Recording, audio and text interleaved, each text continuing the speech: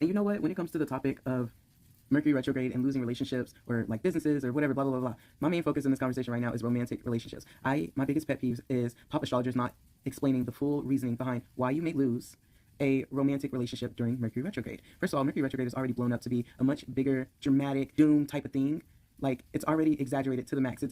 People are just fear mongering for the most part. But when you supposedly lose a relationship during Mercury retrograde, it's usually because either you both have lessons that you needed to learn or to integrate, and by integrate I mean put into action, to actually practice healthy decisions or healthy, changes to how you react to triggers when it comes to romantic situations. So needing to put what you know needs to be done into action. Or maybe you either lost someone to make room for new positive things. This could even be vice versa. Maybe they lost you because they're getting more positive things. Or, maybe my point is, you never know which way Mercury retrograde, especially with the way Saturn was playing a huge part in this Mercury retrograde recently, you never know what exactly is meant to be the karma, which is why people keep saying, let it be, just see how things play out. Don't be rushing to control the outcome, especially with everything that's going on with Pisces placements and Aries season coming up, that's a huge factor to this. You don't exactly know why things are happening the way they're happening and who's meant to be dealing with a certain karma, which is why you could be leaving or entering someone's life at this time. I mean, it's the 20th as I'm posting this, so Mercury retrograde is ending, but you get my point. There's so much more happening in the stars than just Mercury retrograde. I don't think you guys are fully grasping how big the program is because we're so focused on Mercury retrograde. Ooh, so scary, right?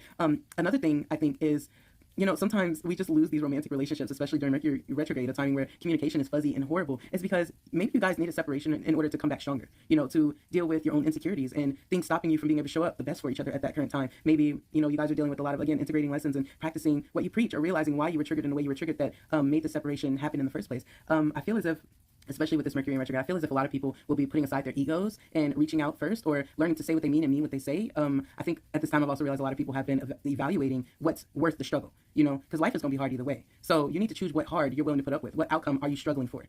Are you fighting for something worthwhile, or are you falling into victimization of everyday life, the cycle of life? I think a lot of people need to pause and think for a second, especially with some comments that's been recently left on my videos, is that, dude, you're the villain and the victim in the situation. Let's start with that, one. And two, hold on.